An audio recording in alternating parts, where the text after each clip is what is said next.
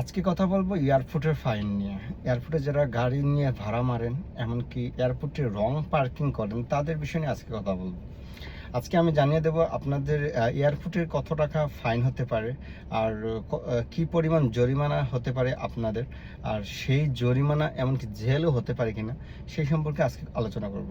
প্রথমত আমি আজকে বলে দিই যে আপনারা যদি এয়ারপোর্টে যান আর আপনারা যদি কাউকে নামাতে যান, তাহলে সেইখানে লং পার্কিং করার কোনো দরকার নেই। সেখানে অল্প সময় 2 থেকে 3 মিনিটের ভিতরে আপনি সেখানে মানুষ নামিয়ে চলে আসতে হবে। যদি আপনি না আসেন, তাহলে ট্রাফিক আইন যেটি আছে, যারা সৌদি আরবে ট্রাফিক আইন যারা মরুর বলে, তারা আপনার গাড়িটি ছবি তুলবে, এমনকি আপনাকে 150 রিয়াল জরিমানা দিবে আপনার গাড়ির উপরে। আর আপনি যদি সেখানে স্থায়ী রেখে চলে যান, তাহলে আপনার গাড়িও উঠিয়ে নিতে পারে তারা। তো সেই সম্পর্কে সবচেয়ে ভালো হবে আপনারা আপনাদের গাড়িটি সেফ জায়গায় রাখুন। আরেকটি হচ্ছে, আপনি যেখানে লং পার্কিং আছে, আপনার যাত্রী মনে করেন যারা অনেকে আছেন যে ভাড়া মারেন, বিশেষ করে আপনি যদি আপনার যাত্রী বা যাকে নিয়ে গেছেন, কাউকে দিতে গেছেন, কাউকে নিয়ে আসতে গেছেন, তাহলে আপনি ওই লং পার্কিংয়ে যদি রাখেন আর সেখানে যদি আপনি সঠিকভাবে আপনি গাড়ি পার্কিং করতে না পারেন বা আপনি দাগের উপরে রাখছেন, তাহলে আপনার জরিমানা হতে পারে 150 থেকে 300 রিয়ালের মধ্যে।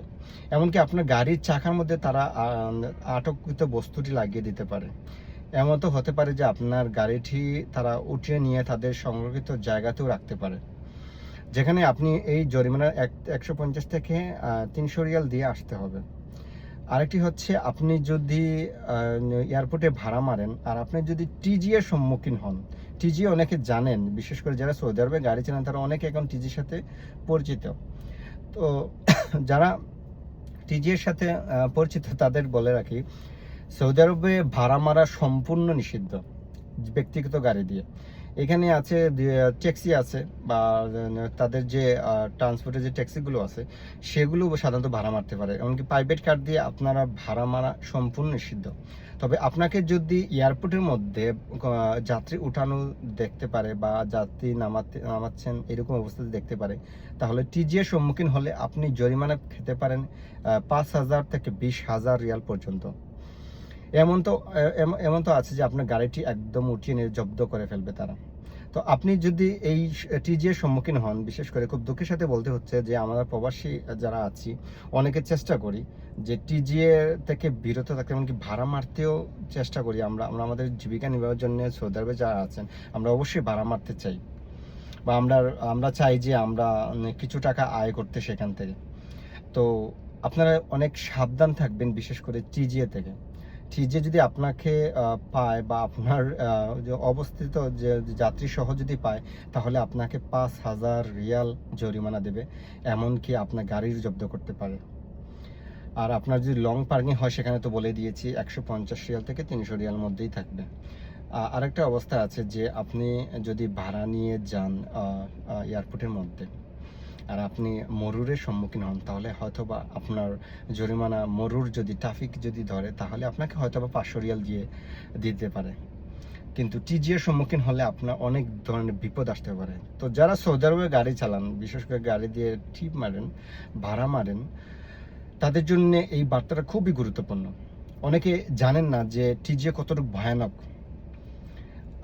আমার জানা মতে অনেকে আছে, আমার যে দোস্ত আছে অনেকে, যারা বাধ্য হয়েছে যে এই টিজি এর সম্মুখীন হয়ে জরিমানা খেয়ে গাড়ি বিক্রি করে দেশে চলে যেতে। এমনকি কিছু জায়গাও আছে সেখানে গাড়ি আপনাকে তারা জব্দ করে রেখে দেবে, আপনার টাকা না দিলে গাড়ি দেবে না। এমনকি আপনি যদি আপনার সৌদি নিয়েও যান, আপনার বিভিন্ন মানে সংস্থা নিয়েও যান, তাহলেও কাজ হবে না। সবাই সতর্ক থাকবেন, এমনকি টিজিএ থেকে মুক্ত থাকবেন। আর জরিমানার পরিমাণ যদি জানেন, তাহলে ভাড়া মেরে আপনি কত টাকা আয় করতে পারবেন সেই সম্পর্কে আমি অতটুক জানি যে এত টাকা মারতে পারবেন না, আর এত টাকা আয় করতে পারবেন যত টাকা আপনার জরিমানা দিতে হবে। আরেকটা শেষ একটি তথ্য দিয়ে রাখি, যারা মদিনা থেকে মক্কা, মক্কা থেকে মদিনা ভাড়া মারেন, তাদের জন্য এই নিউজটা খুবই গুরুত্বপূর্ণ। আপনারা যদি মদিনা থেকে মক্কা যান, মক্কা থেকে মদিনা আসেন, এমনকি রাস্তার মধ্যখানে যদি আপনি ট্রাফিক আইনের যে চেকপোস্টগুলো আছে সেখানে যদি ধরা খান যাত্রী সহ, তাহলে আপনাকে 500 থেকে 5,000 রিয়াল জরিমানা ভুগতে হবে। আপনি যদি সেখানেও টিজিএর সম্মুখীন হন তাহলে আপনার গাড়ি জব্দ করতে পারে তারা, এমন গাড়ি জব্দ করে নিয়ে যাবে। আপনি সেখানে 20,000 রিয়াল পর্যন্ত জরিমানাও খেতে পারেন। আপনারা সবসময় সতর্ক থাকুন। যারা প্রবাসী ভাই আছেন, যারা ভাড়া মারেন গাড়ি দিয়ে, ভাই সতর্ক থাকবেন সবসময়। এমনকি সেগুলো থেকে বিরত থাকুন যেগুলোতে আপনার জরিমানার পরিমাণ এত বেশি যে আপনার ভাড়া মেরেও সেগুলো কুলাতে পারবেন না। সবাই সাবধানে থাকবেন আর দয়া করে জরিমানা থেকে মুক্ত থাকুন। আর এই জরিমানাগুলো এমন একটা জরিমানা যে আপনি চাইলেও দেশে ফিরতে পারবেন না, না দিয়ে। এত ভয়ানক। তো আপনি যদি দেশে ফিরতে হয়, আপনার যদি একামা সচল রাখতে হয়, তাহলে অবশ্যই আপনি এগুলো থেকে বিরত থাকবেন। ভাড়া মারবেন না। কোম্পানি আন্ডারে থাকলে কোম্পানি আন্ডারে কাজ করবেন।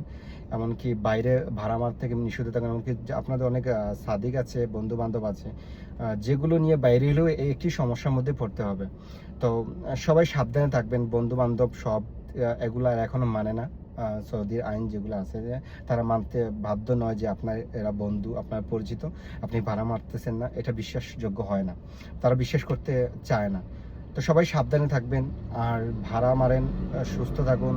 আর যদি আপনারা আয় করতে চান তাহলে অন্য কোনো সংস্থা, অন্য কোনো মাধ্যম খুঁজুন যেগুলোতে আপনি এত টাকা জরিমানা খাবেন না। জরিমানার পরিমাণ এতটুকু বেশি যে আপনি চাইলেও এত টাকা আয় করতে পারবেন না যতগুলো জরিমানা খাবেন। আর আপনার গাড়ি যদি জব্দ করে নিয়ে যায় তাহলে আপনি তো বুঝতেই পারতেছেন আপনার গাড়িটি আর পাবেন না। আর যদি গাড়ি পেতে হয় তার জরিমানা সবগুলো দিয়ে আপনাকে আসতে হবে। ধন্যবাদ।